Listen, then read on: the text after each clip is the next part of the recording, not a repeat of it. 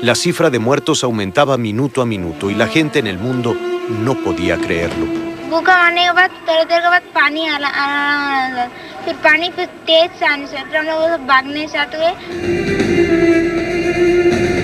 Al regresar el agua al océano, el panorama fue desolador.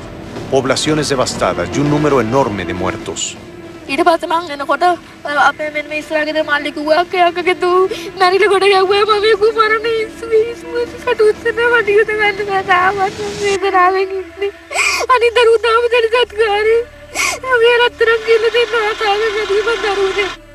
Quienes sobrevivieron no tenían nada para comer ni beber. Las epidemias se convirtieron en un problema. También había alarma por los niños que se quedaron sin sus padres. Se temía que estuvieran a merced de mafias que se dedicaban a abusar de ellos. Al margen de ese asunto, un caso en Sri Lanka conmovió al mundo entero. Varias parejas se peleaban por un solo niño, el bebé 81.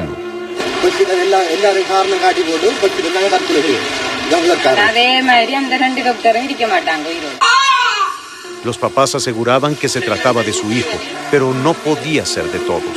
Los demás habían muerto. Una prueba de ADN demostró quiénes eran sus verdaderos padres.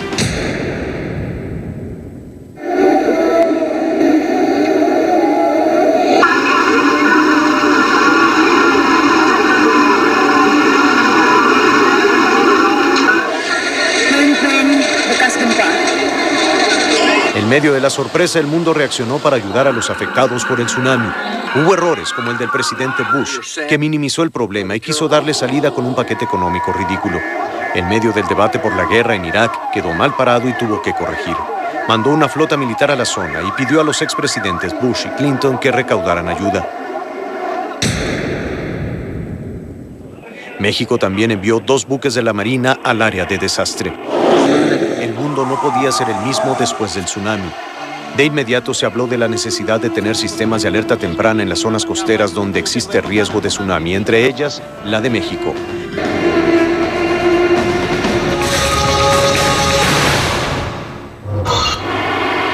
Durante el 2005 se estableció un récord en cuanto a tormentas en el Atlántico.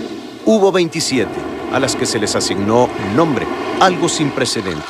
De hecho, los nombres preestablecidos se terminaron y se empezaron a utilizar los de letras griegas como alfa, beta, gamma y delta. De estas tormentas, 14 se convirtieron en huracán, 7 de ellos de alto poder.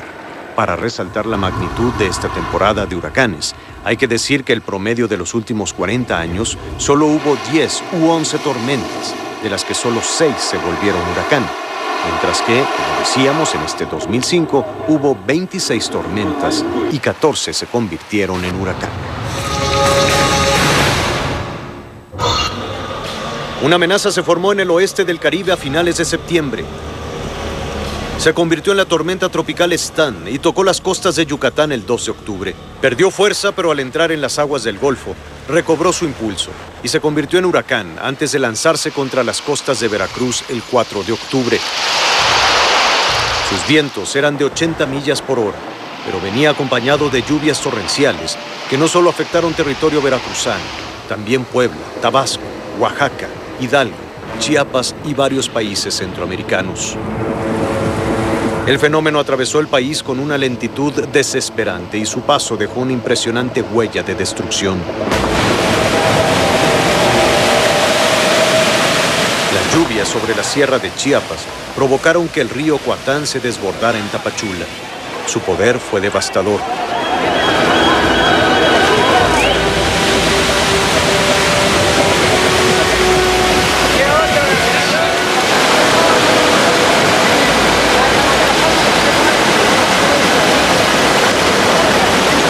El grado de devastación fue tal que las lluvias arrasaron con puentes, incluso con colonias, como en este caso, en donde únicamente quedaron los cimientos.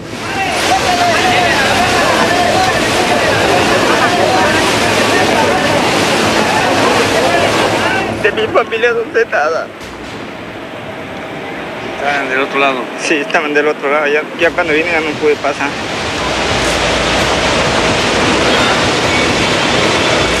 Ya no nos dio tiempo, cuando venimos a ver se nos vino un río encima y ya nos sacamos de nuestra vida, indispensable, quedamos en la calle.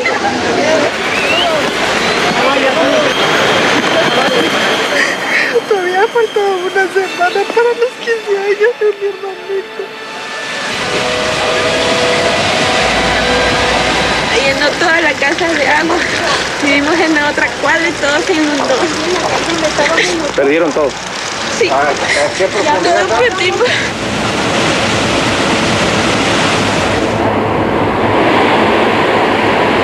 El río Coatán, que con toda su fuerza ha estado azotando a esta región. El agua que viene desde la sierra, pues ustedes lo pueden ver, la fuerza que lleva. Esto eran las vías del tren, nada más para que vean cómo llegó a doblar la fuerza de este río. Y en medio se alcanza a ver parte de lo que era la estructura del puente por donde pasaba el tren.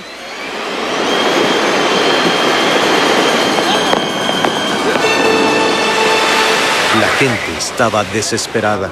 A las 5 de la mañana ella se fue a la escuela, pero ya no regresó. Por favor, mamita linda, mi niña, si estás bien, háblame, comunícate conmigo, por favor. ¡Vamos, tú puedes! ¡Bravo, bravo! Algunos subieron a los techos de sus casas para no morir ahogados. El río Coatán reclamó lo que alguna vez fue suyo.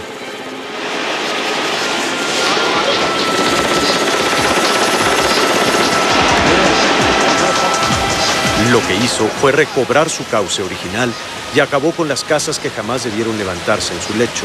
Esta en realidad es una imagen de miedo, es la estructura de una casa pues que quedó aquí ante la fuerza del río Coatán.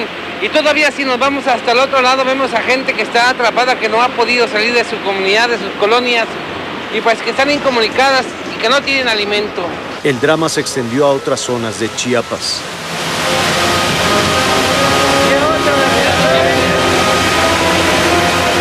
Muchas comunidades quedaron aisladas, hacía falta comida, agua, medicinas.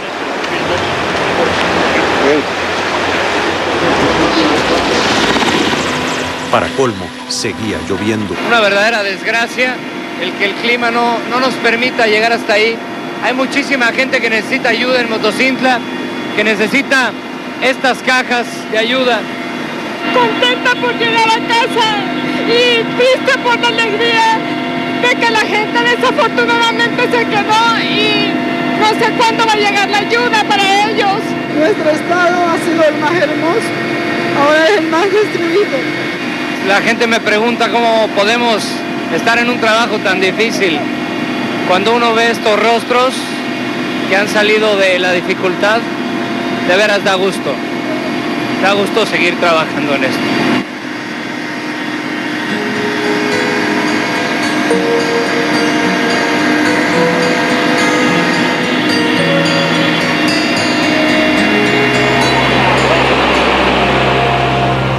Miles de personas buscaron refugio en los albergues. Otros se resistieron a dejar sus casas ante el temor de saqueos. La historia se repetía también en algunas comunidades de Veracruz, Oaxaca, Puebla e Hidalgo. Del otro lado de la frontera sur también había historias desgarradoras. Comunidades enteras fueron sepultadas por los deslaves. Tan solo en Guatemala se reportaron 652 muertos. En total, Stan mató a 785 personas, tomando en cuenta los fallecimientos en territorio guatemalteco, los ocurridos en El Salvador, Nicaragua, Honduras, Costa Rica y México.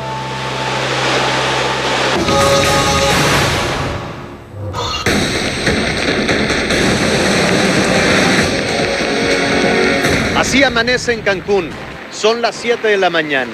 Las lluvias y los vientos continuaron toda la noche. En el Mar Caribe se formó el huracán más fuerte de la historia. Su nombre, Vilma.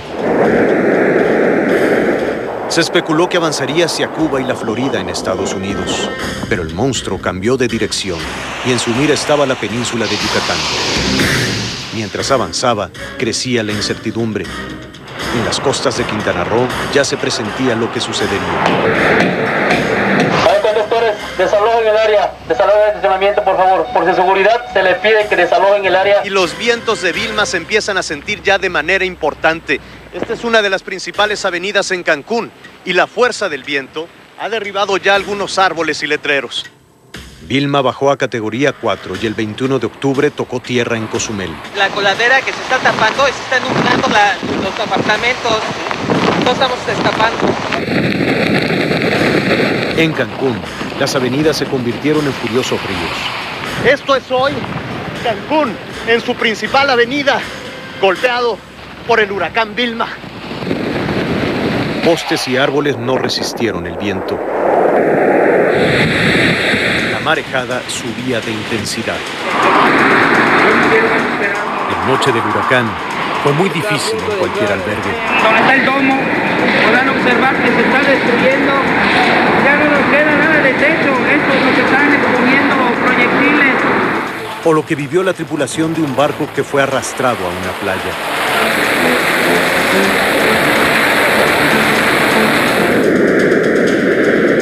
El 22 de octubre, Vilma tocó Quintana Roo, pero tardó mucho en salir. La gente vivió largas horas de miedo e incertidumbre en los albergues. Desde todas partes del país había personas que buscaban comunicarse con amigos y familiares, pero era imposible. Cuando finalmente pudieron salir a las calles, se encontraron con un Cancún que no conocían.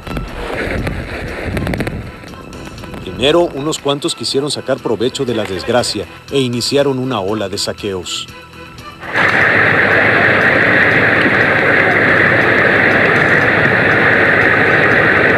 Cuando finalmente se restableció el orden, las sorpresas no acabaron. Recorrer las playas de Cancún fue desolador. No quedó nada absolutamente de las playas, de los hoteles, de las palapas. El mar está pegando directamente a las zonas habitacionales, está pegando directamente al lobby de los hoteles o a las zonas de recreación. El corredor hotelero quedó como una zona de guerra. Es una mole de concreto tremenda que apenas está detenida por muy poco antes de rodar precisamente al mar directamente. De la playa, olvídese. De la playa ya olvídese porque no quedó absolutamente nada. Los vidrios, los techos, muchas cosas más, paso a paso. La destrucción era evidente. Ojalá, yo quiero levantar mi casita de material. El Aeropuerto Internacional de Cancún también mostró las huellas del embate de la naturaleza. Igual de impresionante fue ver a este gigantesco transbordador en la playa.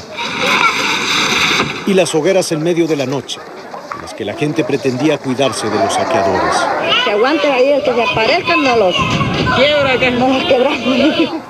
Fue así el final de Vilma y el principio de la tarea titánica pero incansable de recuperar Cancún. No pasó nada, ¿eh? No pasó nada. Estamos arriba. Sí, siempre el número uno, siempre. Bienvenidos, somos los número uno. En diciembre, la solidaridad y el trabajo en conjunto mostraron sus frutos. Vamos, Cancún, arriba.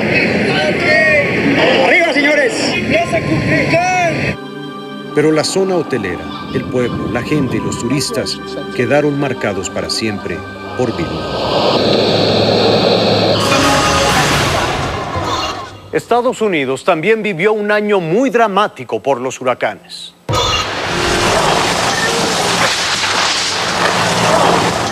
El huracán Katrina perdió fuerza cuando tocó la península de Florida, pero las aguas del Golfo de México fueron como gasolina en fuego. Katrina se convirtió el 28 de agosto en un monstruo de categoría 5, y aunque al acercarse a tierra perdió un poco de fuerza, sus efectos fueron catastróficos. La gente, desesperada, llamaba al número de emergencia 911 en Mississippi, Luisiana y Alabama.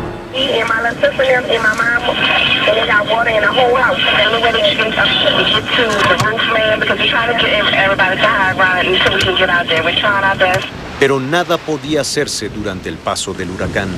The cost kept getting worse and they kept getting more serious, with people actually starting to die and starting to drown in their own homes. Las marejadas y el agua del lago hicieron que la ciudad del jazz se empezara a hundir. Los diques construidos para protegerla no aguantaron. Nueva Orleans se convirtió en una laguna. Los que desde el aire lucían como islotes eran en realidad los tejados de cientos de casas. La gente pedía auxilio con grandes carteles porque tenía hambre y sed. Tomar de las aguas estancadas era como un suicidio porque se detectaron múltiples enfermedades y contaminantes. Aún así, con tal de mostrar el drama que se vivía en la ciudad, una de nuestras enviadas, Alicia Unger, se metió en las aguas. Párate aquí, give me your hand. Yeah, hold on. Give me your hand, it's deep. Yeah. Vente, dame la mano, dame la mano. Dame la mano, dame la mano. Ajá. Ok, Ya. dame la mano, dame la mano. Estamos tratando de entrar a una casa en la que la profundidad sobrepasa los 5 pies. Come this way. Thank you. La profundidad del agua en esta casa sobrepasa los 5 pies. Estamos caminando ahorita sobre lo que era un sillón. Podemos ver que aquí están los aparatos electrónicos para ver las películas. Esa parte de ahí es el comedor.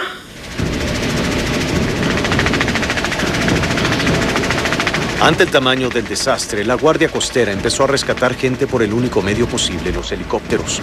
Luego pudieron hacerlo en lanchas y balsas.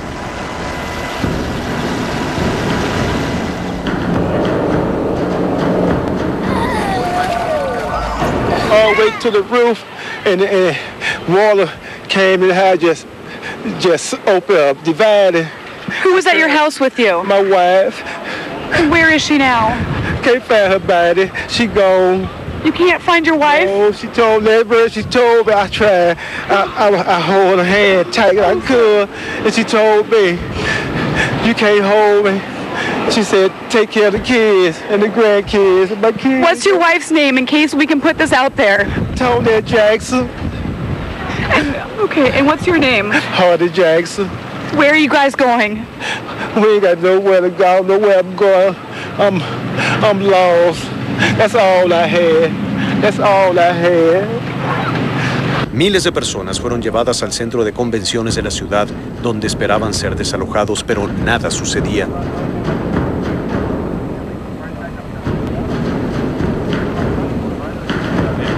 Un drama similar ocurría en el interior del Superdomo de Luisiana.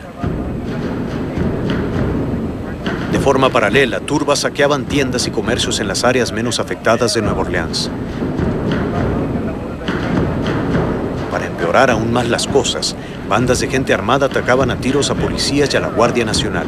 Algunos, incluso, dispararon a los camiones donde estaban desalojando a los damnificados. Lo mismo ocurrió cuando estaban sacando a los pacientes de un hospital, en el que estaba un médico mexicano quien contó su drama a Fuerza Informativa Azteca. ¿Su esposa? Ella está bien. ¿Qué están comiendo? Lo que podemos. Cornflakes y... estamos muy mal. Yo, en un momento así, nadie nos podemos echar para atrás. El camino para la recuperación de Nueva Orleans será largo y tortuoso. Los daños en esa ciudad eclipsaron los que dejó Katrina en Mississippi y Alabama. TV Azteca fue el primer medio mexicano que llegó al área y narró los daños causados por el huracán. Déjenme decirles que la devastación aquí es total y quizás en el tiempo que tiene un servidor de dedicarse a esta labor, jamás había visto tal devastación. Poco después del embate sufrido en Luisiana, Mississippi, Alabama y Florida, una nueva amenaza surcaba el Golfo de México. Su nombre, Rita, que en menos de 24 horas pasó de categoría 2 a 5. Miles de personas tuvieron que ser desalojadas de la costa de Texas en las ciudades como Galveston e incluso hubo desalojos en Houston. En medio del escape hubo una tragedia. Varias personas de la tercera edad murieron cuando el autobús en el que viajaban se incendió en una autopista. Rita tocó tierra el 24 de septiembre con vientos categoría 3 en la frontera entre Texas y Luisiana. Zonas de cultivo se convirtieron en lagos y otra vez la Guardia Costera tuvo que entrar al rescate. Además de Katrina y Rita, otros huracanes también causaron estragos en Estados Unidos y el Caribe, entre ellos Dennis, Ofelia y Tammy. Ante la emergencia que vivía Estados Unidos, México reaccionó con rapidez y solidaridad. Por tierra mandó un contingente de soldados que llevaron artículos de primera necesidad y prepararon alimentos para los damnificados. Se trataba de la primera ocasión en que entraban militares mexicanos a Estados Unidos desde la Segunda Guerra Mundial, cuando lo hizo el Escuadrón 201. Por mar, el buque Papaloapan llevó más de 250 toneladas de ayuda y un equipo de marinos realizó tareas de reconstrucción en Mississippi, donde fueron reconocidos incluso por el presidente Bush. Pero donde los mexicanos dimos una muestra incomparable de solidaridad fue aquí mismo, en nuestro país.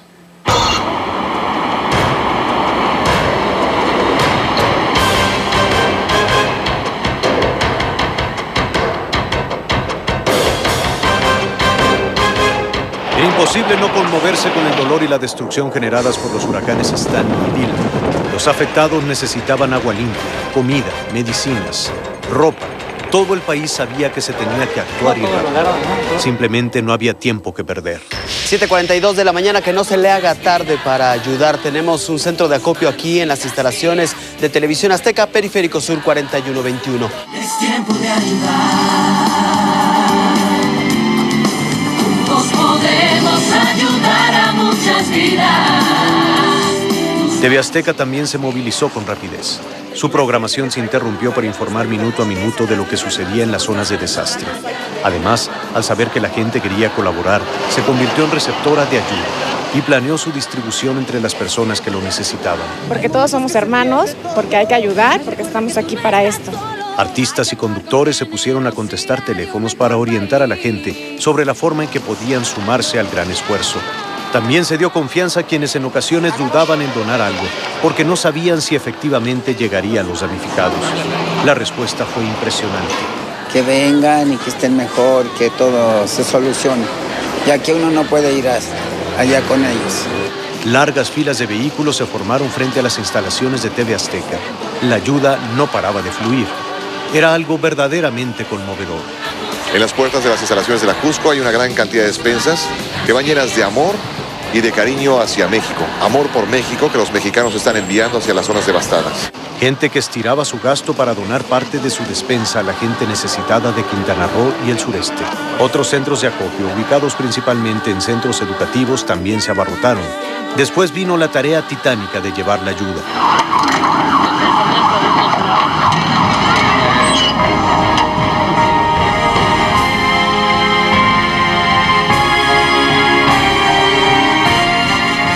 Se tuvieron que recorrer caminos inundados a vuelta de rueda para llegar a las zonas afectadas.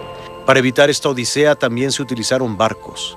Y cuando la gente empezó a recibir la ayuda, no sabía cómo agradecerlo.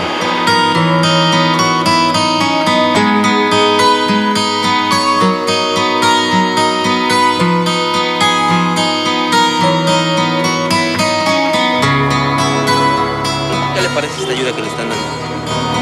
Muy buena. ¿Qué le diría a toda la gente que ha mandado algo del país para ayudarnos?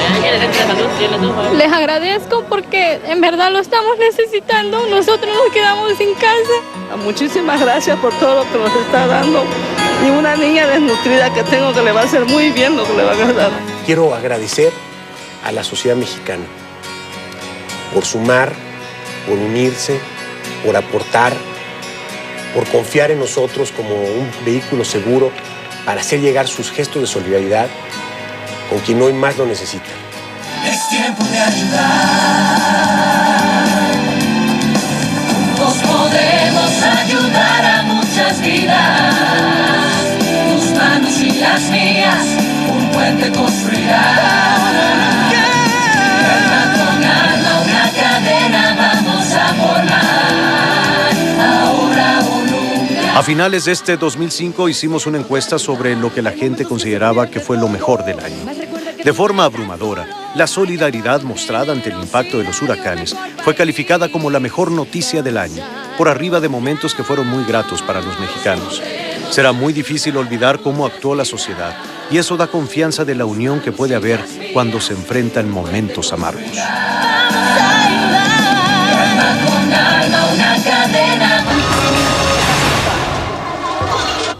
El mal manejo de los fondos federales para ayudar a los damnificados dio la mala nota de este año. Se trató de un caso que Fuerza Informativa Azteca siguió muy de cerca hasta sus últimas consecuencias.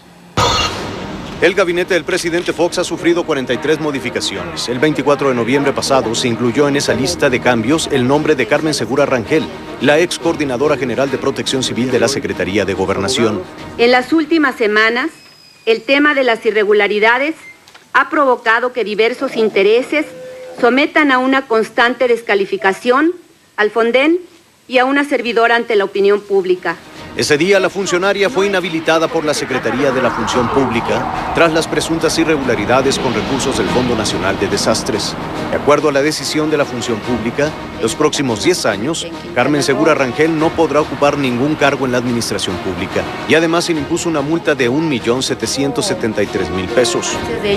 La dependencia encontró responsable a la funcionaria de autorizar la compra de 20.000 pares de botas y 20.000 impermeables en forma discrecional a un distribuidor. Las autoridades de Chiapas habían solicitado una cantidad mucho menor para atender las necesidades ocasionadas por la contingencia del huracán Isidor por la entidad. El 7 de septiembre, Carlos Abascal, titular de Gobernación, reconoció que sí hubo fraude y que se llegaría hasta las últimas consecuencias. El 4 de octubre, Segura Rangel compareció ante la Comisión de Gobernación del Senado y no logró superar las acusaciones en su contra. ¿Estamos ante un caso de ineptitud?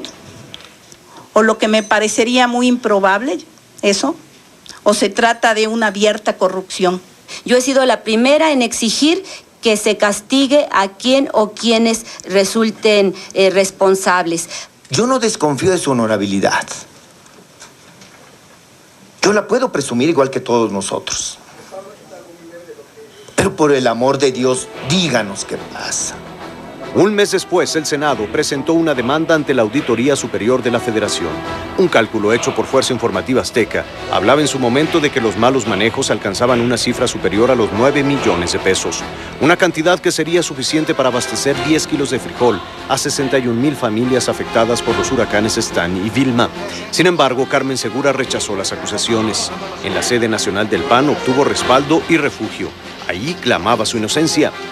Debo reiterar que nunca he desviado un solo peso de los recursos del Fondo de Desastres Naturales. Que quede bien claro, soy aliada de la justicia. Los diversos cargos públicos que he desempeñado y quienes me conocen lo avalan.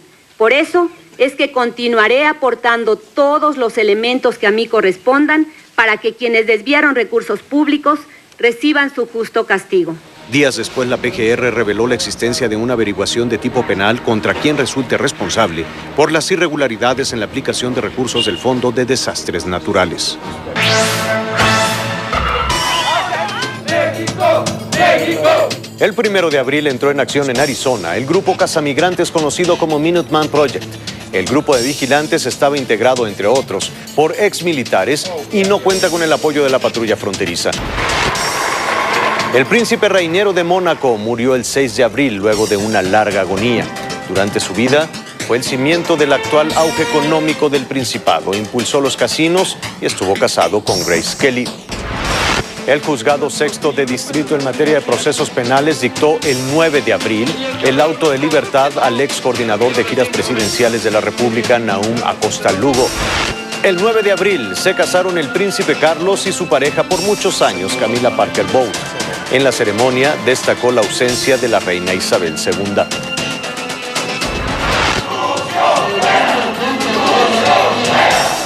Lucio Gutiérrez fue destituido el 20 de abril como presidente de Ecuador.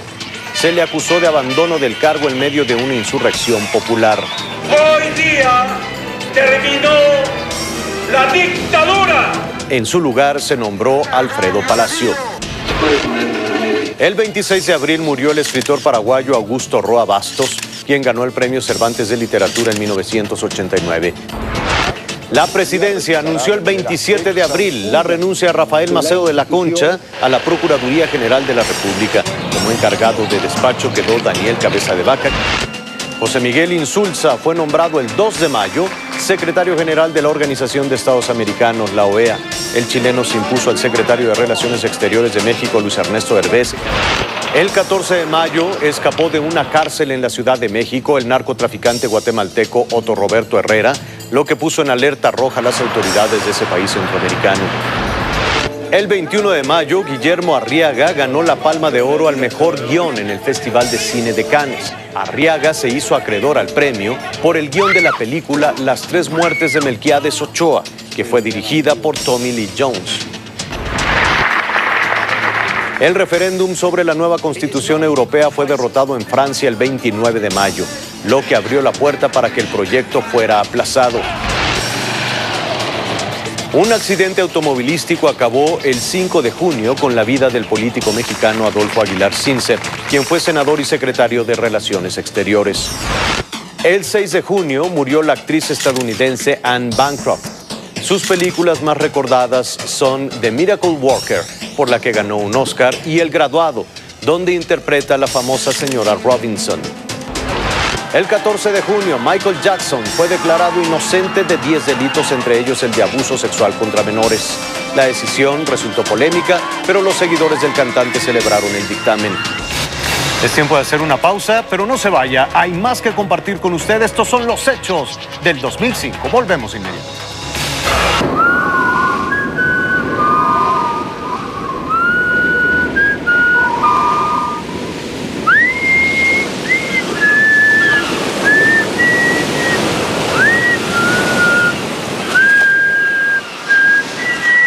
Esta Navidad, Viva te da el doble. En recargas de 300, llévate 600. En las de 500, llévate 1000. Y en las de 1000, llévate 2000. Aprovecha, cómpralas ya. Viva te da más.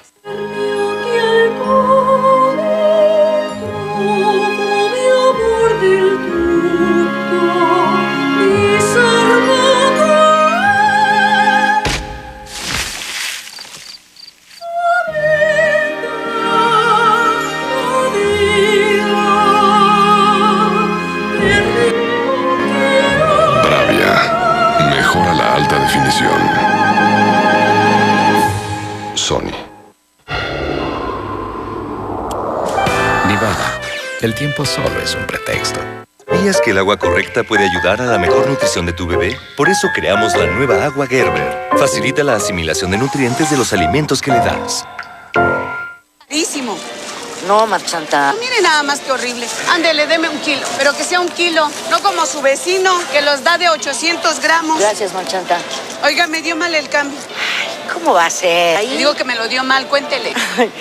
Le di de más. Híjole, Marchantita, muchas gracias. ¿Y tú? A ver si ya arreglas esa báscula. Nomás andas de tranza. No te calles, alza la voz. Honestamente, te necesitamos. Consejo de la Comunicación. Problemas del año que termina. Uno de sus motores fue el narcotráfico, porque los criminales relacionados con esa actividad causaron estragos. El año empezó con la noticia de la muerte del Pollo, Arturo Guzmán Loera, hermano del narcotraficante prófugo Joaquín El Chapo Guzmán. Lo grave del asunto es que lo asesinaron dentro de La Palma, el penal de máxima seguridad. Estamos frente a un hecho de traición, de alta traición. El asesino material, Guzmán Loera, fue José Ramírez Villanueva, quien aseguró haber recibido la orden de alguien de la familia Beltrán Lugo. Casualmente, en noviembre, Miguel Ángel Beltrán Lugo, el Cejagüera, también fue ejecutado en La Palma. Así empezó el año, en medio de una guerra entre cárteles de la droga, que durante todo el año dejó decenas de cadáveres en diversas partes del país. Se estima que el número de ejecuciones durante el año se ubicó alrededor de las 1,700. Entre los estados más afectados por la violencia relacionada con el narcotráfico están Tamaulipas, Sinaloa, Baja California, Michoacán, Guerrero y Sonora. Una de las situaciones más dramáticas se vivió en Nuevo Laredo, donde las autoridades locales fueron superadas por la guerra entre narcotraficantes. El gobierno federal creó un programa llamado México Seguro, a través del cual se desplegaron agentes de la Policía Federal Preventiva y del Ejército. Incluso el gobierno de Estados Unidos emitió alertas para que ciudadanos de su país no visitaran la ciudad fronteriza, y se llegó al extremo de que cerrara temporalmente su consulado. Para ejemplificar la crisis de seguridad y legalidad que se vive en esa frontera, es el caso de Gerardo Reyes Uresti, a quien se le atribuían hasta 10 asesinatos. ¿Cuáles? La de ayer, Manitas, y la del Colorado. ¿Por qué mataron al Manitas? ¿Por qué lo mataron? ¿Cuál era la orden? No sé, no orden de matarlo. ¿Sí? ¿Tú eres de aquí de Nuevo Laredo? Reyes Uresti fue arrestado y no pasó ni un día en el reclusorio antes de que lo mataran. Otro caso de escándalo fue la difusión a principios de diciembre de un video donde se veía integrantes de los Zetas, que son sicarios al servicio del Cártel del Golfo. Ya de que están enojados con el procurador, porque cuando fue el operativo contra no se les avisó y piensan quebrarlo, ya de que se les está dando una foto. Los individuos dieron testimonio de sus actividades bajo tortura y supuestamente fueron ejecutados. El video provocó una serie de contradicciones en la PGR. La más grave fue que inicialmente se dijo que los torturadores eran agentes de la AFI. Tenemos elementos para demostrar que ellos fueron los que intervinieron en el secuestro y los que secuestraron. Ahora, el triplicado abierto que se deja por el homicidio tiende a demostrar precisamente que aparte del secuestro, cometieron el homicidio. Luego se dijo que no. De acuerdo a las constancias de la averiguación y a las investigaciones de la citada visitaduría, a la fecha no está probado que personal del AFI haya participado en los hechos que muestra la difundida videograbación. Para colmo, los implicados estaban en la cárcel, pero fueron dejados en libertad por falta de pruebas. Otro grave problema de seguridad se dio en Lázaro Cárdenas, Michoacán, que aparentemente está en disputa entre el Cártel del Golfo, apoyado por los Zetas, y lo que queda del Cártel del Milenio, que cuenta con el respaldo del de Sinaloa. En medio de los ajustes de cuentas, asesinaron a varios mandos policíacos, entre ellos al director de Seguridad Pública de Michoacán, Rogelio Zarazúa Ortega, y al comandante de la Policía Municipal del puerto de Lázaro Cárdenas, Daniel Landa Magaña. Hicieron los disparos correspondientes, salieron huyendo a bordo de una motocicleta. Aún así, hubo algunos éxitos en materia de decomisos y erradicación de cultivos, así como la aprehensión del supuesto cerebro financiero del cártel del Guari, Ricardo García Urquiza, alias el Doctor. Este es uno de los golpes más importantes que en la historia del país se le ha dado al narcotráfico. Pero esos logros fueron empañados por la batalla entre los cárteles y la corrupción en diversas corporaciones policíacas en todos los niveles. Rubén Omar Romano, el director técnico del Cruz Azul, fue secuestrado el 19 de julio al final de un entrenamiento. TV Azteca mostró la incertidumbre que se vivía en La Noria. La policía le incrementó cuando informó que Romano estaba bien, cuando en realidad un agente lo confundió con su asistente, el también argentino Norberto Escopón. ¿Sabes qué ha pasado? No sé nada. Me entero con lo que ustedes están diciendo por televisor, nada más. Pero confirmamos que es un hecho, esta es la camioneta de Rubén. Sí, esta es la camioneta de Rubén. La imagen de la camioneta de Romano era contundente. Abrieron fuego en su contra para que se detuviera y encañonado se le obligó a subirse a otro vehículo. Definitivamente no. No hubo más conocimiento, pero sí estuvimos haciendo los bloqueos, los filtros de vehículos que salían de la zona para poder ubicar desgraciadamente este lamentable hecho de este señor entrenador. El ambiente en el mundo del fútbol era triste. Y el sentimiento de incertidumbre y de ahí está, porque no sabe realmente qué es lo que está pasando. El Cruz Azul jugó duro y se convirtió en uno de los mejores de la competencia, pero había un hueco, el de Romano. Los días pasaban y Romano continuaba secuestrado. Había muchos rumores sobre rescates, pero ninguno real. Su familia agradecía el apoyo, pero pedía discreción. Lo que busco es que esta gente sean comprensiva con él, que no me lo lastimen, que es buena gente, muy buena persona, muy buen hijo, muy buen padre. Y solamente quiero que me lo manden, me lo regresen vivo. Entonces la AFI entró en acción para marcarse un éxito. En el oriente de la Ciudad de México realizaron un fuerte operativo y lograron rescatar a Rubén Omar Romano. Están a punto de sacar precisamente de esta casa de seguridad a Rubén Omar Romano, que se mantuvo cautivo en este lugar. Rubén, ¿cómo te sientes? Muy bien, gracias, muchas gracias por todo. ¿Cómo te trataron? Me trataron bien, más allá de que me hayan quitado la libertad, el trato fue bueno, no tengo ninguna queja en ese sentido, pero gracias a AFI que me rescató y que puedo estar nuevamente con mi familia y con todos. ¿En cuántas ocasiones pudiste estar en contacto con tu familia? Pocas veces. Romano se veía cansado, demacrado, pero estaba bien.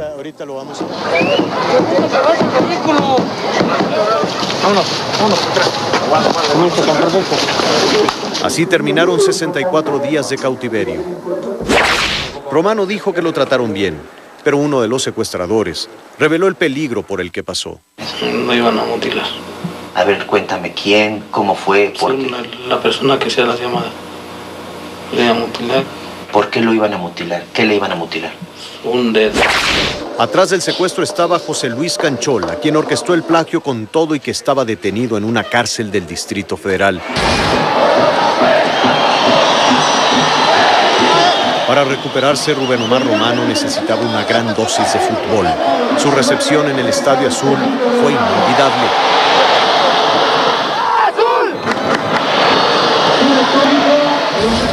Hola, Rubén. Hola, Diego. Hola, maestro, ¿cómo estás? Este aplauso para vos, Rubén. Desde un estudio de TV Azteca, Rubén Omar Romano tuvo la oportunidad de hablar con Diego Armando Maradona, quien rogó por su liberación. La trágica situación del técnico del Cruz Azul tuvo un buen final, pero reveló el tamaño de la inseguridad y dejó lecciones para la sociedad y las autoridades.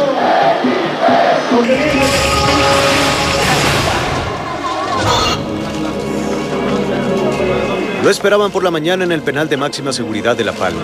Abordó un helicóptero, el Bell 412, en el Campo Marte de la Ciudad de México. Con él viajaban el comisionado de la Policía Federal Preventiva, Tomás Valencia, el oficial mayor de la Secretaría de Seguridad Pública, Francisco Becerra, el vocero de esa misma secretaría, Juan Antonio Martínez, el tercer visitador de la Comisión Nacional de Derechos Humanos, José Antonio Bernal, el capitán Jorge Alberto Estrella, jefe de ayudantes de Martín Huerta, el secretario técnico de la Secretaría, Silvino Chávez Hernández, el piloto Abacuc de León y el copiloto Rafael Esquivel Arreguín. Minutos después del despegue, se perdió comunicación con el aparato. Había incertidumbre. No se sabía si se había accidentado o había realizado un aterrizaje de emergencia. De inmediato comenzaron las tareas de búsqueda y rescate. Pasaban los minutos, las horas. Había todo tipo de rumores y fue hasta en la tarde cuando Protección Civil confirmó que se había accidentado y no hubo sobrevivientes.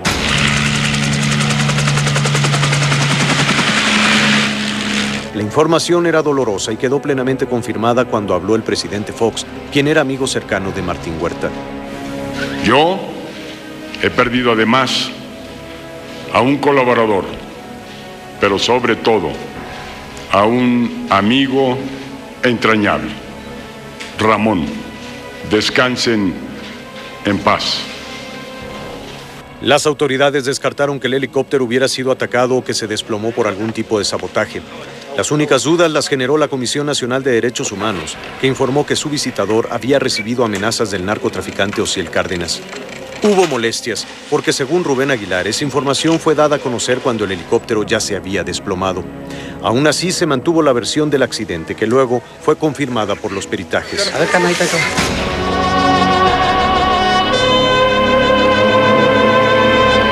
Con dolor se dio el último adiós a los funcionarios públicos en el Campo Marte.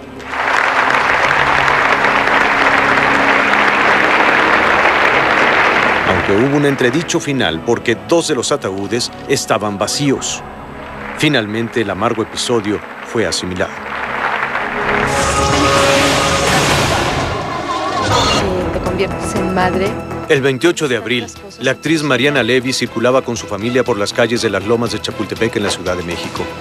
Les tocó un semáforo en rojo y observó a unos delincuentes. Pensando que sería presa de un asalto o un secuestro, Mariana Levy sufrió un ataque al corazón.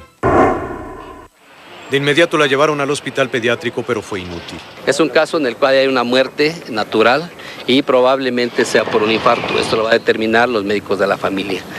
La actriz de 39 años de edad fue declarada muerta ante el dolor de su esposo y sus 3 hijos. Su madre, Talina Fernández, vivió lo peor. Se llama Daniel Romero Bravo, de 27 años. Las autoridades de la Ciudad de México montaron un operativo para detener a los delincuentes que indirectamente acabaron con la vida de Mariana. 4 individuos fueron detenidos y el procurador de la ciudad, Bernardo Batis, aseguró que podrían alcanzar 15 años de cárcel por delincuencia organizada y otros delitos.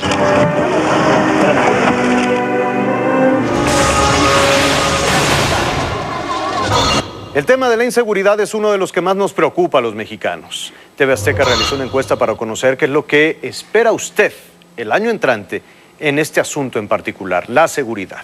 El 20% de los encuestados aseguró que va a estar mejor. El 35% considera que estará peor y el 40% tiene la percepción de que las cosas estarán igual. El 5% restante de los entrevistados no supo qué responder o declinó contestar la pregunta.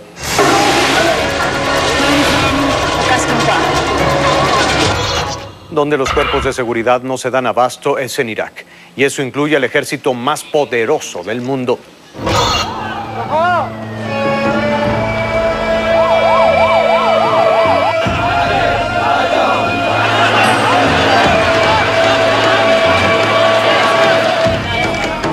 Montones de zapatos quedaron regados por el suelo. Muchos de ellos pertenecían a las más de 600 personas que murieron durante una estampida humana en Irak.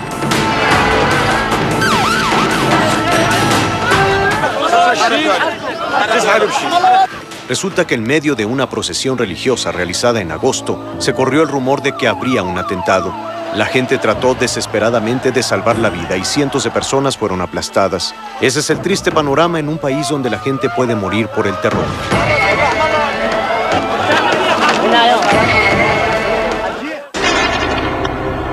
Durante el 2005, el número de civiles muertos desde el inicio de la intervención estadounidense en Irak se acercó a la estremecedora cifra de 30,000.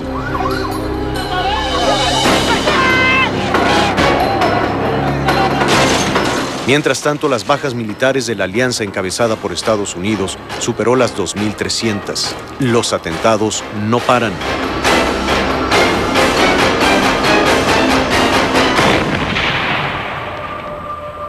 El 30 de enero había esperanza de que la estabilidad llegaría más pronto de lo esperado, porque las elecciones para la nueva asamblea iraquí se llevaron a cabo en relativa calma.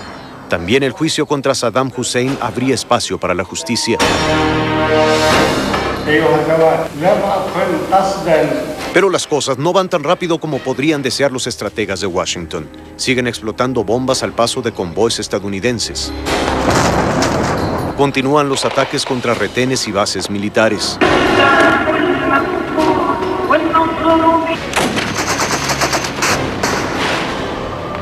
Aún hay secuestros. De hecho, uno de ellos, el de la periodista italiana Giuliana Sgrena, causó un incidente diplomático entre Italia y Estados Unidos. A Sgrena la rescató el servicio secreto italiano y cuando la llevaban a un aeropuerto hubo un ataque por parte de fuerzas de Estados Unidos. Sgrena asegura que la querían matar.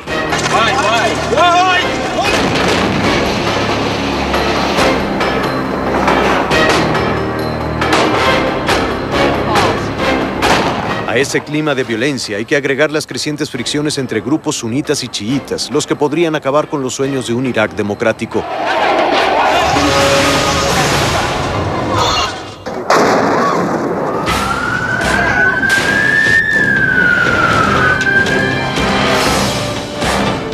El 6 de julio todo era felicidad en Londres. Se celebraba la designación como sede de los Juegos Olímpicos del 2012. 24 horas después solo había caos y desolación.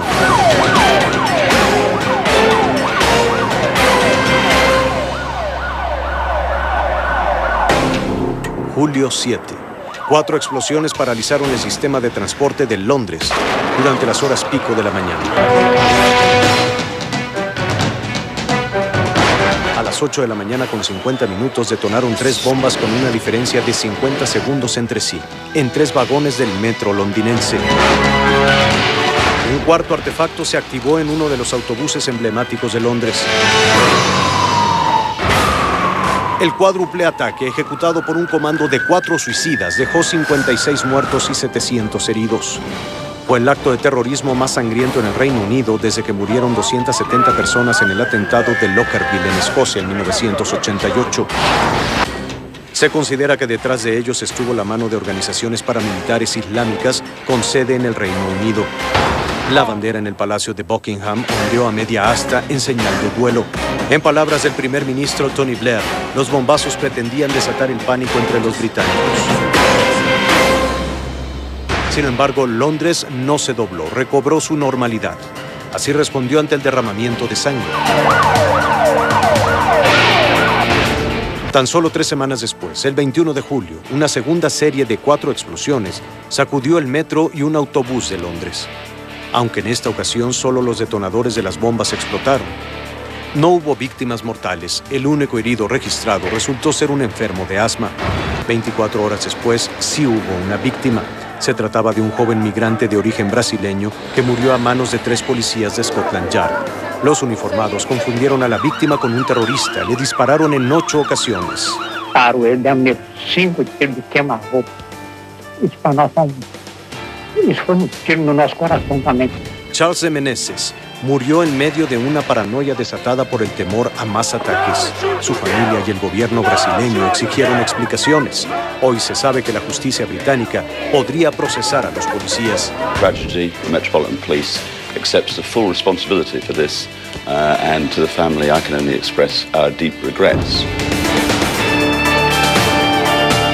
En este 2005, no solo Occidente fue víctima de terroristas islámicos. También en varias naciones árabes el terror islámico dejó momentos difíciles de olvidar. En julio, Egipto sufrió su peor atentado en 8 años. Un comando extremista mató a 88 personas en un complejo turístico situado en la zona del Mar Rojo. Se trató de un triple ataque que dejó además alrededor de 200 heridos. Es hat Leute gehabt, die haben geschrien nach Namen. Die haben Kollegen irgendwo vermisst. El presidente Hosni Mubarak suspendió su periodo de vacaciones y prometió castigar a los responsables. Los ataques ocurrieron en los días de mayor afluencia por la temporada de verano en Egipto. Y afectaron a la industria del turismo. Es una de las más lucrativas en ese país, que registra ganancias de hasta $6.600 millones al año. Llegó octubre y de nueva cuenta otra joya turística de Asia trataba de sanar sus heridas.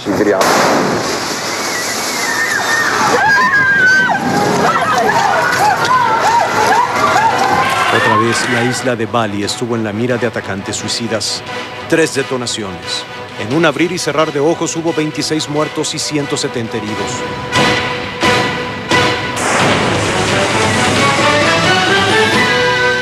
Las imágenes de video aficionados dieron la vuelta al mundo y mostraron la desesperación de los minutos posteriores a los bombazos.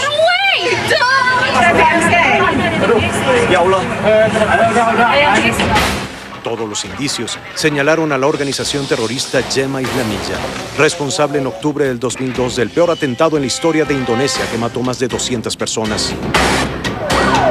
El ruido de ambulancias y la movilización de los servicios de emergencia se trasladó a Amán, la capital jordana. El pánico inundó 3 hoteles de lujo.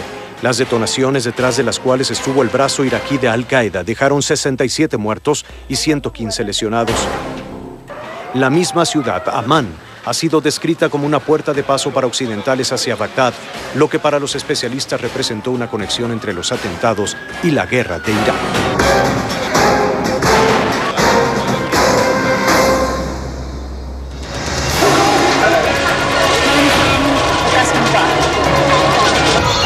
La política exterior mexicana pasó pruebas difíciles. El presidente fue protagonista de comentarios que no fueron bien recibidos, más allá de nuestras fronteras.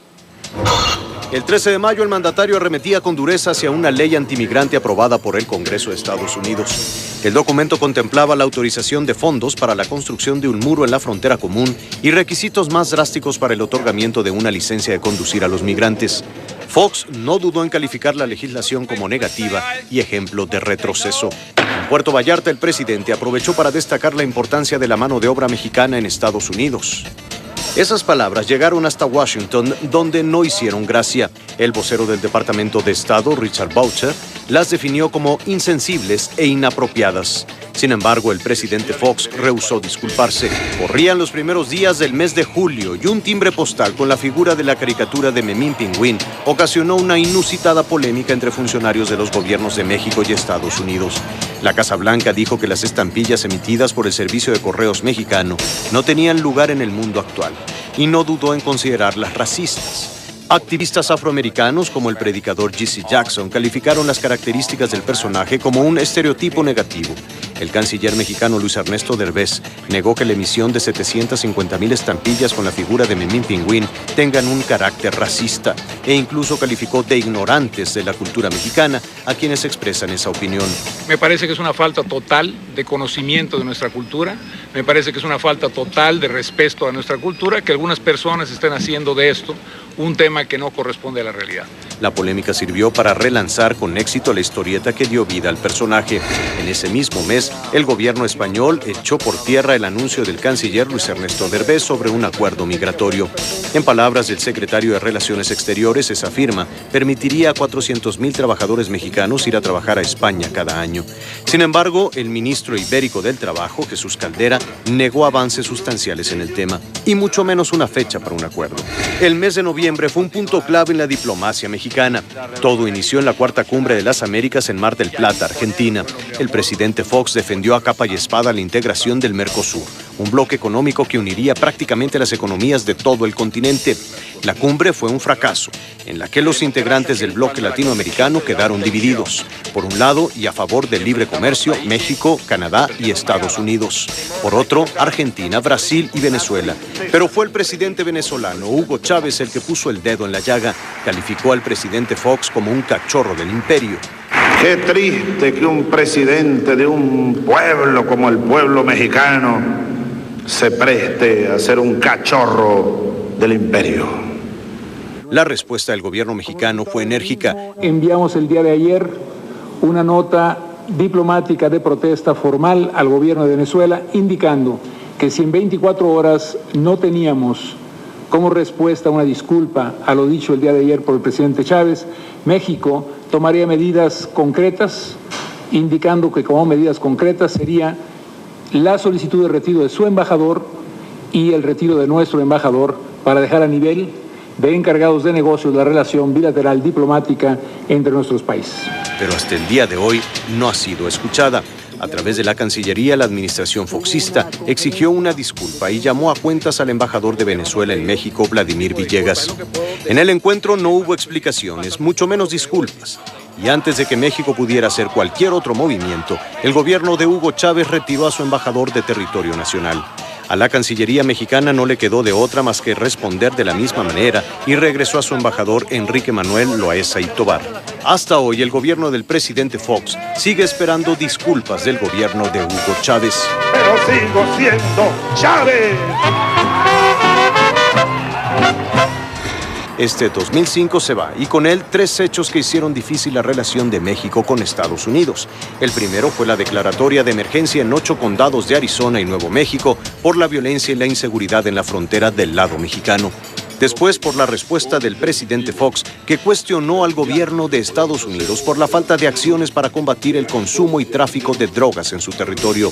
Y al final, por las declaraciones del embajador de Estados Unidos, Tony Garza, quien reveló que el cierre del consulado en Nuevo Laredo fue un castigo al gobierno de México ante su fracaso por el control de la violencia en la frontera. Es tiempo de hacer una pausa, pero no se vaya. Hay más que compartir con usted. Estos son los hechos del 2005. Volvemos inmediatamente. Continuamos.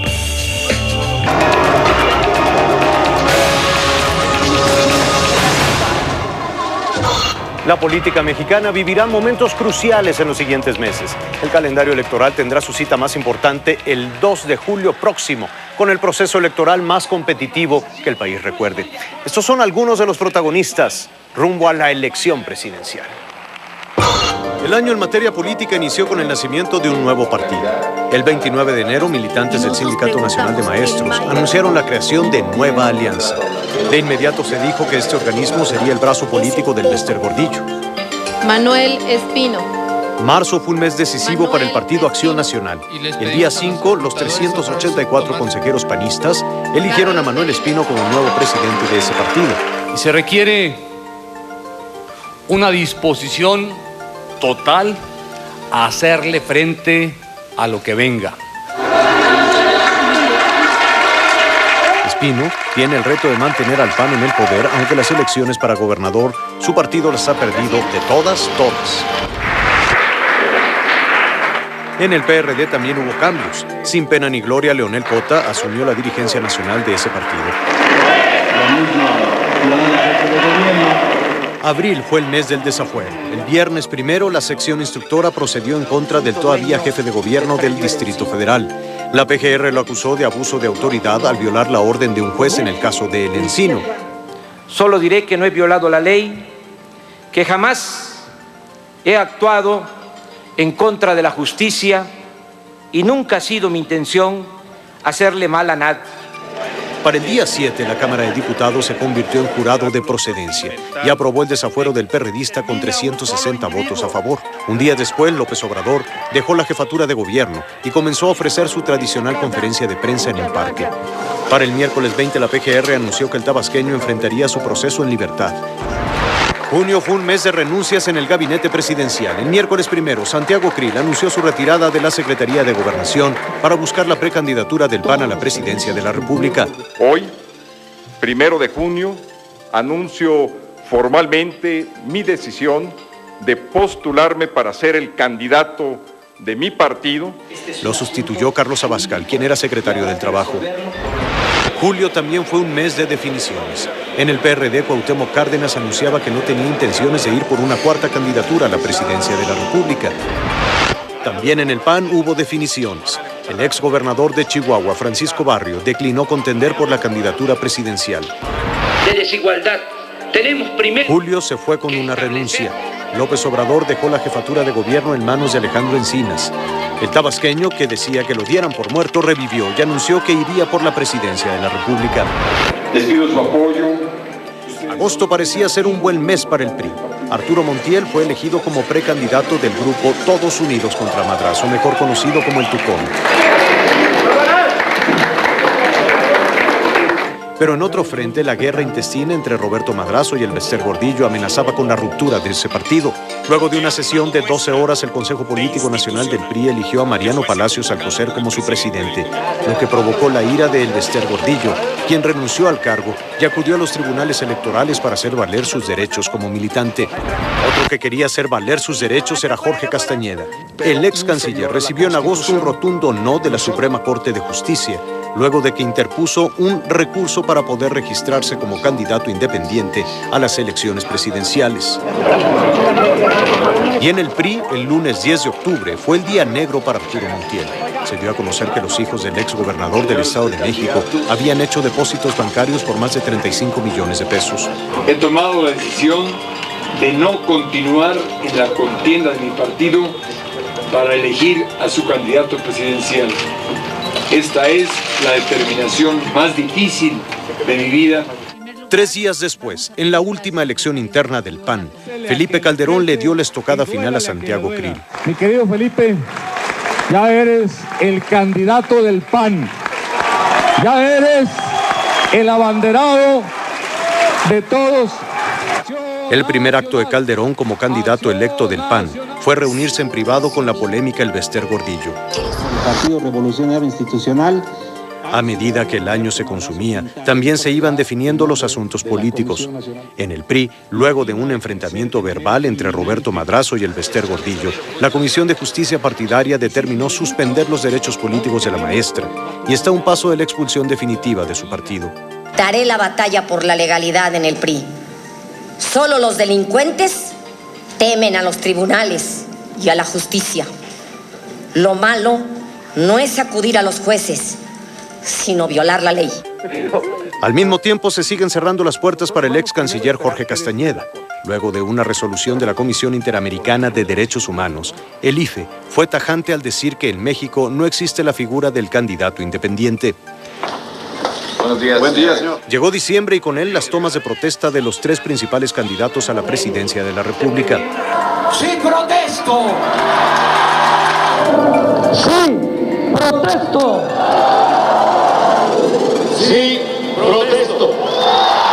Prácticamente este fue el último acto político del mes, pues el Instituto Federal Electoral decretó una tregua navideña desde el 11 de diciembre y hasta el próximo 18 de enero. En ese tiempo, los candidatos y sus partidos no podrán hacer ningún acto de proselitismo ni de promoción del voto. Así que diciembre se fue en plena efervescencia electoral y con los candidatos prácticamente en cuarentena.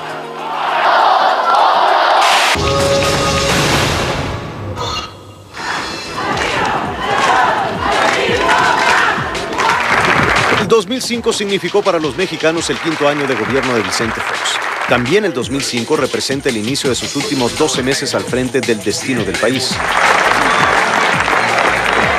5 años de alternancia en el poder que el presidente conmemoró en el Ángel de la Independencia de la Ciudad de México el sábado 2 de julio. trató de un evento que provocó las críticas de la oposición. Esta lo consideraba un acto de apoyo a los candidatos panistas para los gobiernos del Estado de México y Nayarit, donde un día después la ciudadanía acudiría a las urnas. A pesar del debate, el presidente asistió y aseguró ante miles de personas que el triunfo del 2 de julio del 2000 no pertenecía a un solo partido, sino a todos los mexicanos. El 2 de julio no es una celebración de políticos, sino una auténtica fiesta ciudadana. Las críticas también han surgido en los últimos meses por la lentitud en el paso del cambio, comentarios a los que el presidente respondió en su momento. Poco a poco, paso que dura y no trote que cansa, permite ir resolviendo problemas. Y fueron los cuestionamientos de un joven estudiante de Derecho los que en abril llamaron la atención del presidente de gira por el estado de Oaxaca. Yo no soy ningún traidor a la democracia. Al revés, trabajé por la democracia para todos. Sí. No, ojalá no, seguro. El 1 de septiembre, Vicente Fox ofreció su quinto informe de gobierno. Desde la máxima tribuna, el Congreso de la Unión, donde ofreció a diputados y partidos políticos hacer un alto en el camino. Ahí les propuso terminar con las confrontaciones porque consideraba que con los legisladores el Ejecutivo había construido demasiados muros y pocos puentes. Un mensaje breve, tan solo 42 minutos. Lo llamó el fin de un rito. Su discurso no incluyó ese balance tradicional de cifras en salud, economía, educación, comunicaciones y seguridad. Fue el más tranquilo de los informes presidenciales que se recuerde en años. Guardemos el silencio y la compostura debidas. Continúe, señor presidente. Apenas 4 interrupciones y moderadas. En cadena nacional, el presidente advertía que las elecciones de Estado ya no regresarían. Fox reconoció que hay desafíos por alcanzar y que la era de las crisis económicas recurrentes había terminado. Sin embargo, en el rubro económico, sus logros se han visto opacados por la falta de reformas estructurales.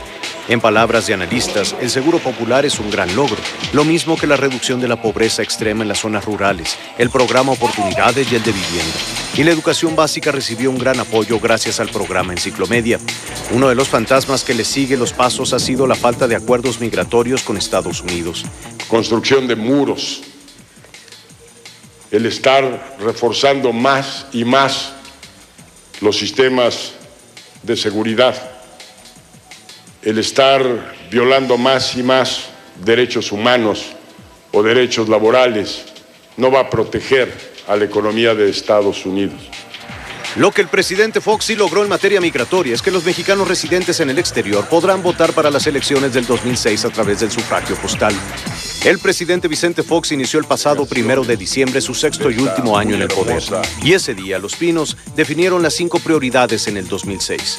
El combate a la pobreza extrema, profundizar en la gobernabilidad democrática, vivienda, salud y el ámbito educativo. Los 12 próximos meses servirán para que la historia haga su balance implacable y determine cuál es el juicio del foxismo. Todos los ojos están puestos en el proceso federal del 2 de julio. Se cree que participarán 73 millones de ciudadanos, 14 millones más que en la votación presidencial del 2000, según reconoció el presidente del IFE, Luis Carlos Ugalde.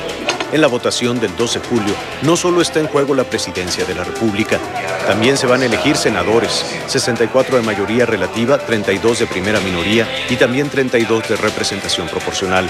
Se votará además por las curules en San Lázaro. En la elección se van a designar 300 diputados de mayoría relativa y 200 de representación proporcional. Ese mismo 2 de julio en 3 estados se votará por gobernador. A todos estos lugares, Fuerza Informativa Azteca desplazará un grupo de enviados y corresponsales para informarle oportunamente el resultado de las elecciones.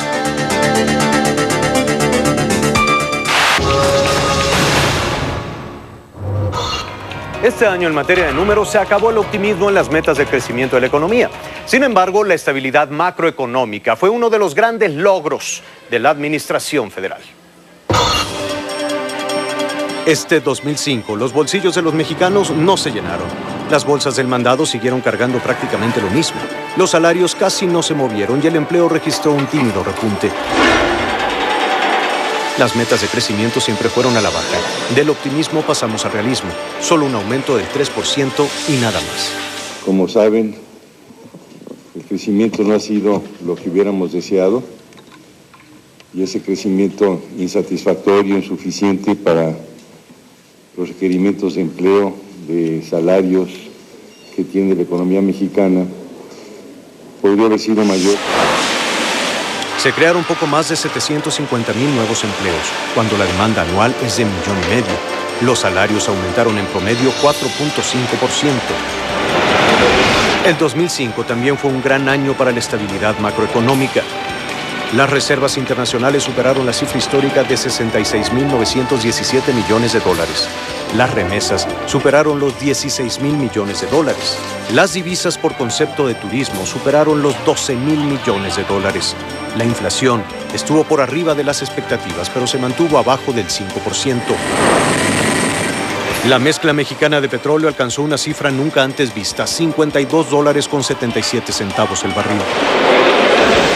La Bolsa Mexicana de Valores impuso más de 50 récords y por primera vez en su historia superó las 17,994 unidades. Y el peso se mantuvo firme frente al dólar, osciló entre los 10 y 11 pesos en promedio. El 2005 fue también el año de las reformas financieras. El Congreso aprobó la Ley del Mercado de Valores, una ley con la cual todos salimos ganando, emisores, mercado e inversionistas. El que gana es México, sin lugar a dudas, con una ley mucho más dinámica que genere una mayor inversión que a la larga te generen mayores empleos.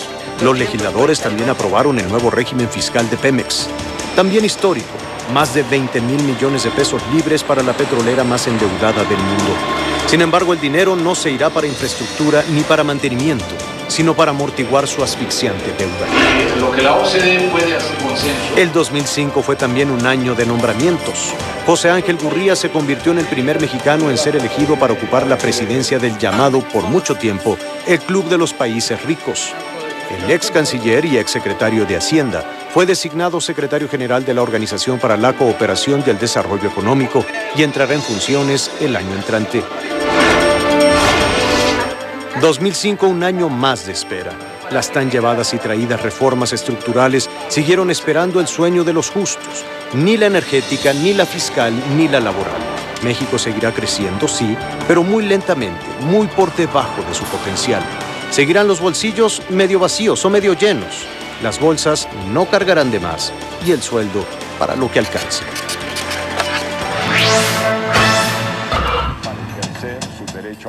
La segunda mitad del año comenzaba en México con un decreto presidencial. El 1 de julio, Vicente Fox firmó las reformas de ley que permitirían a los mexicanos residentes en el extranjero votar por correo en las elecciones federales del año próximo. Y la oportunidad económica, la fuerza. Antonio Villarraigosa, un hombre de origen mexicano, asumió la alcaldía de Los Ángeles, California, algo que no ocurría desde 1872. Nació en Argentina, pero en México se hizo un nombre y un reconocimiento público. La actriz Marga López murió a causa de una arritmia cardíaca a los 81 años. Uno de los rostros de la época de oro del cine nacional descansaba para siempre después de 4 días hospitalizada. Londres cumplió su sueño olímpico. La ciudad fue elegida como la sede de los Juegos Olímpicos del 2012, en cerrada votación de la Asamblea del Comité Olímpico Internacional reunida en Singapur. La justicia norteamericana sentaba un precedente sobre la confidencialidad de las fuentes periodísticas. Un juez federal sentenció a Judith Miller, reportera del New York Times, a 4 meses de prisión por negarse a revelar la identidad de un informante que le ayudó a conocer el nombre de un agente encubierto de la CIA. Una pastilla desató una lluvia de opiniones encontradas en nuestro país. El cardenal Norberto Rivera considera que la distribución de la llamada píldora del día siguiente es como poner un arma en manos de la gente. Días después, el secretario de Gobernación se subió a la discusión y expresó su respeto por la vida. Sin embargo, el doctor Julio Frenk, secretario de Salud, negó cualquier tipo de controversia. La NASA reinició la actividad en sus transbordadores. El Discovery partió de Cabo Cañaveral, Florida, en una misión para llevar provisiones a la Estación Espacial Internacional. El lanzamiento marcó el regreso de Estados Unidos al espacio luego de la catástrofe del Columbia en el 2003. Este año, un largo conflicto llegó a su fin. Después de 30 años, el ejército republicano irlandés anunció que dejaba su lucha armada. La dirigencia de Leri ordenó a sus integrantes buscar la unificación de Irlanda del Norte por medios pacíficos y democráticos. El 14 de agosto, en Grecia, un avión se estrelló sobre un área montañosa del norte de Atenas. Murieron los 115 pasajeros y 6 tripulantes que iban a bordo. Las autoridades de Chipre descartaron que la causa fuera un sabotaje o atentado terrorista. Acabó una era en el Medio Oriente. El ejército israelí desalojó los asentamientos judíos en la Franja de Gaza y Cisjordania. El 7 de septiembre se resolvió el juicio del siglo. La Suprema Corte de Justicia determinó que Armando Medina Millet es culpable del asesinato de su esposa, Flora Ileana Abraham. 3 de los 5 ministros de la primera sala se pronunciaron en contra de otorgar un amparo a Medina Millet, por el cual obtendría su libertad. México recordó con homenajes nacionales los 20 años del terremoto del 19 de septiembre. Productores de caña afiliados a la Confederación Nacional Campesina tomaron el 26 de septiembre 34 de los 58 ingenios de la República. Esto en respuesta al recurso de inconstitucionalidad promovido por el presidente ante la Suprema Corte de Justicia de la Nación en contra de la ley cañera. Quien descansó para siempre este septiembre fue el actor Don Adams, quien se inmortalizó en la serie Superagente 86. Falleció de una infección pulmonar en Los Ángeles. Es tiempo de hacer una pausa, no se vaya, hay mucho más que compartir con ustedes. Estos son los hechos del 2005. Volvemos.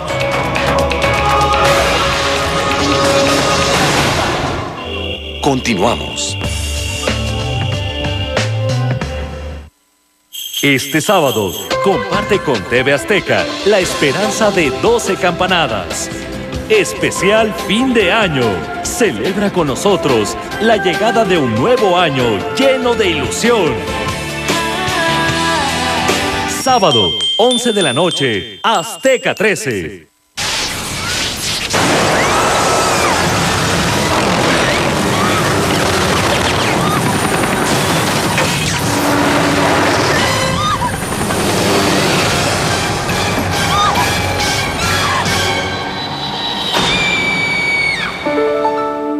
Viva cada imagen como si estuviera dentro de ella. Con plasma de LG. LG LifeScore. Comenzando bien el año, en la categoría Mejores Promociones, la ficha de 200 te da 300, la de 300, 500 y la de 500, 1000. Solo con Telcel. ¿Buscabas el momento especial para disfrutar de un chocolate, abuelita? Bueno, el momento llegó. Chocolate Abuelita. Auténtico sabor de hogar. Nivada. El tiempo solo es un pretexto.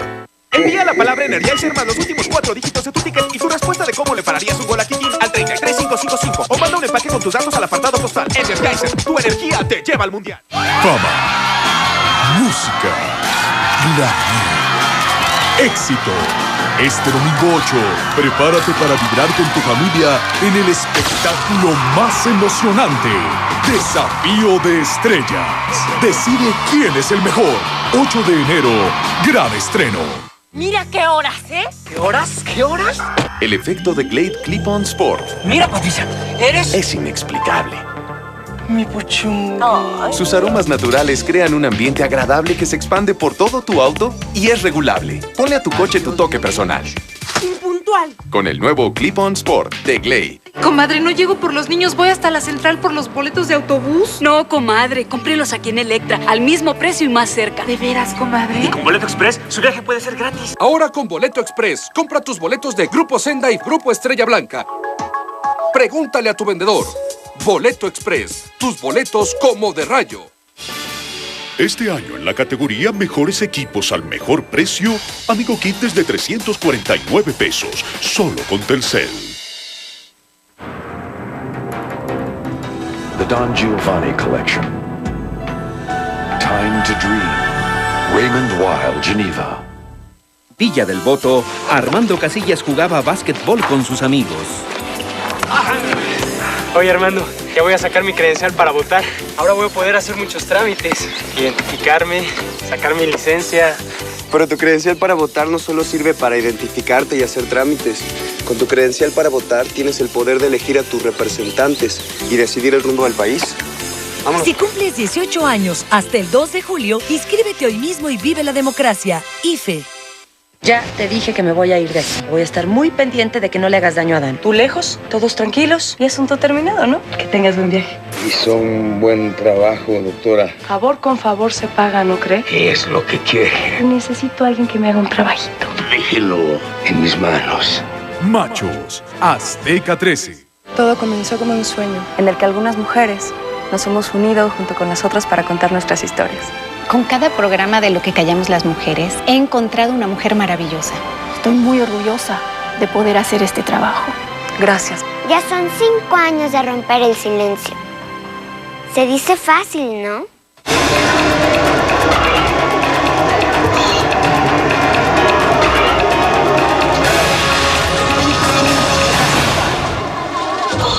Las grandes luchas deportivas del 2005 dejaron equipos que ganaron la gloria y a héroes que provocaron una enorme admiración.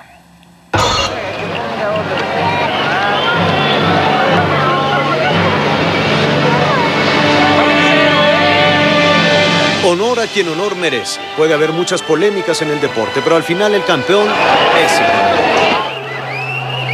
Las Águilas del América se levantaron con el triunfo en el torneo de clausura.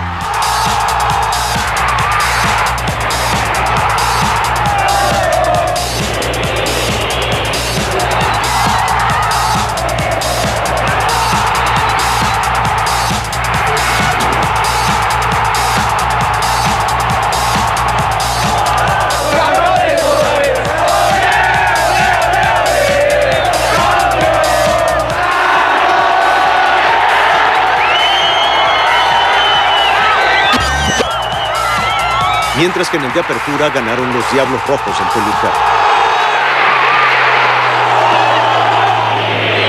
Por lo que hace al béisbol de la Liga Mexicana, los Tigres de Puebla se llevaron el triunfo.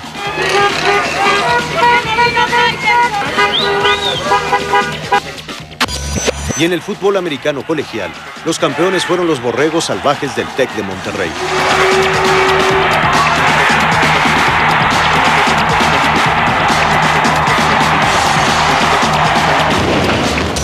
En el plano internacional, uno de los momentos cumbre en el deporte fue la victoria de Lance Armstrong en la Tour de Francia. Fue su 7º triunfo consecutivo en ese evento deportivo, algo fuera de serie. En Estados Unidos, los Patriotas de Nueva Inglaterra ganaron el Supertazón. Los Medias Blancas ganaron la Serie Mundial. Y los Spurs de San Antonio triunfaron en la NBA.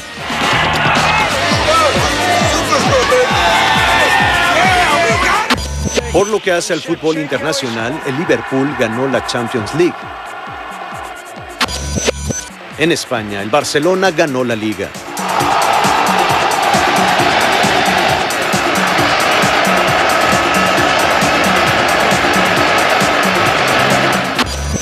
El Scudetto italiano fue para el Juventus de Turín. Y el Chelsea triunfó en la Liga Premier de Inglaterra.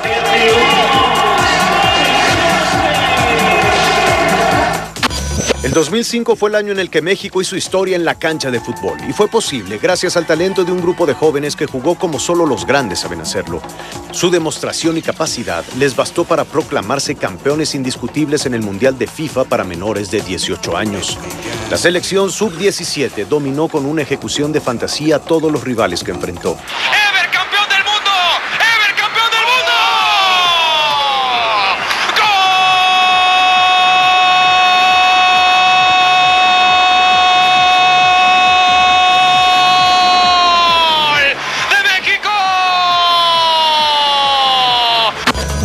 Al tú por tú jugó México en la Copa Confederaciones que se llevó a cabo en Alemania en junio de este año.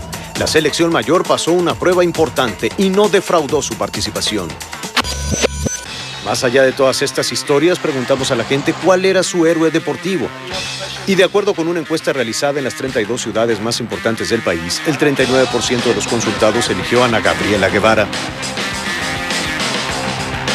En segundo lugar, con el 8% quedó Cuauhtémoc Blanco, jugador de las Águilas del América. Rafael Márquez, defensa del Barcelona de España, con el 6% quedó en cuarto lugar. Y en quinto aparece Hugo Sánchez con el 4%. Ellos son los personajes más reconocidos por la gente en materia deportiva en el 2005.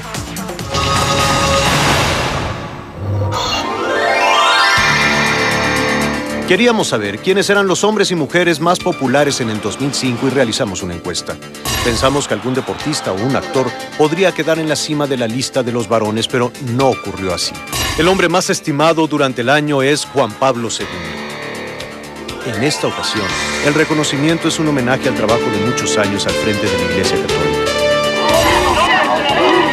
Tras el Papa Juan Pablo II quedaron dos políticos, Andrés Manuel López Obrador. No es nada más la presidencia de la República, no es nada más el que yo me siente en la silla presidencial, es que logremos entre todos sacar adelante a México, rescatar a México. Y el presidente Vicente Fox. Lo que hay es un ejemplo de trabajo, un ejemplo de unidad, donde todo el mundo pone su parte. Y es a lo que yo me he referido una y otra vez, que hoy trabajamos bajo esa fórmula de responsabilidad. En cuarto lugar en esta encuesta se ubicó al nuevo Papa Benedicto XVI. Pater et Filius. ¡Vamos juntos hasta la victoria! El quinto sitio es para el candidato presidencial del PAN, Felipe Calderón. Por lo que hace a las mujeres, en primer lugar está Ana Gabriela Guevara, que sigue despertando muchísima admiración a pesar de que no tuvo un año tan bueno como en el 2004. En segundo sitio, Marta Sahagún de Fox. Se vale tener miedo, lo que no se vale es no superarlo. En 2006, nuevamente, una corriente política. Una mujer en la política, Beatriz Paredes, quien lucha por llegar a ser jefa de gobierno del Distrito Federal, se ubicó en el tercer sitio.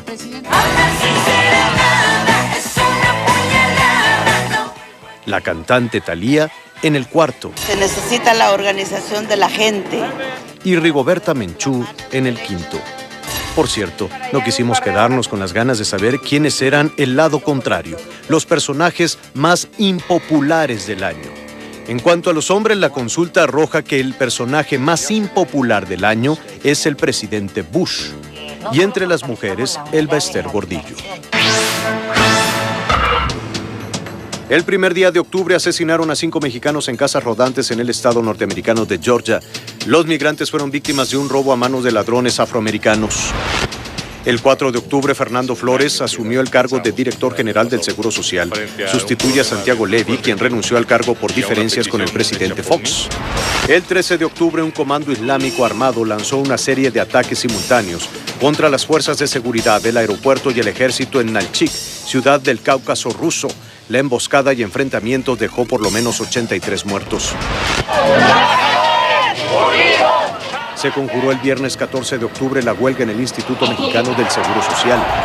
En un tribunal especial, comenzó el juicio del depuesto presidente iraquí Saddam Hussein y otros 7 inculpados por la masacre de 143 residentes chiitas en 1982. Nació en una clínica de Madrid Leonor de Borbón, la primera hija de los príncipes de Asturias. La UNAM fue considerada entre las 100 mejores universidades del mundo, según una clasificación del diario británico The Times.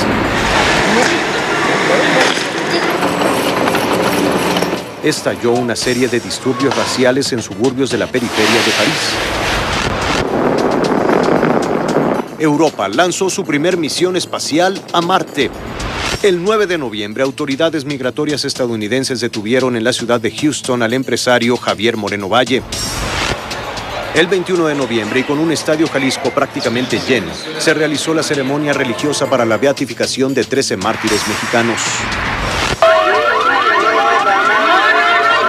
A un año de los linchamientos de 3 elementos de la Policía Federal Preventiva, algunos habitantes del pueblo de San Juan Ixtayopan, en la delegación Tláhuac del Distrito Federal, pidieron perdón.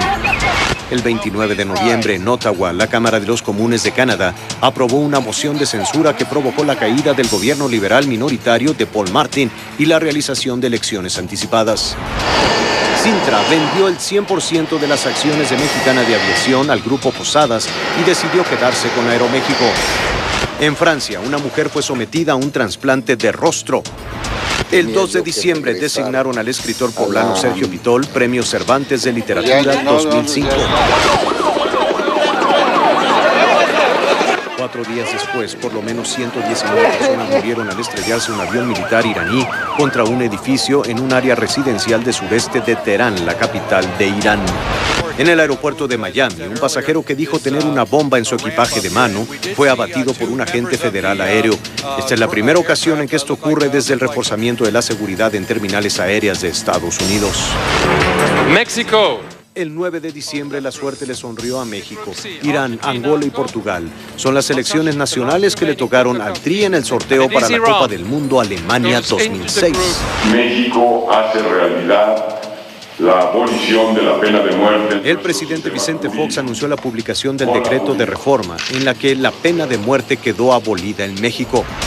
Se realizaron elecciones presidenciales en Chile, pero hará falta una segunda ronda. El 15 de enero participarán la socialista Michelle Bachelet, candidata del partido en el poder, y el multimillonario Sebastián Piñera.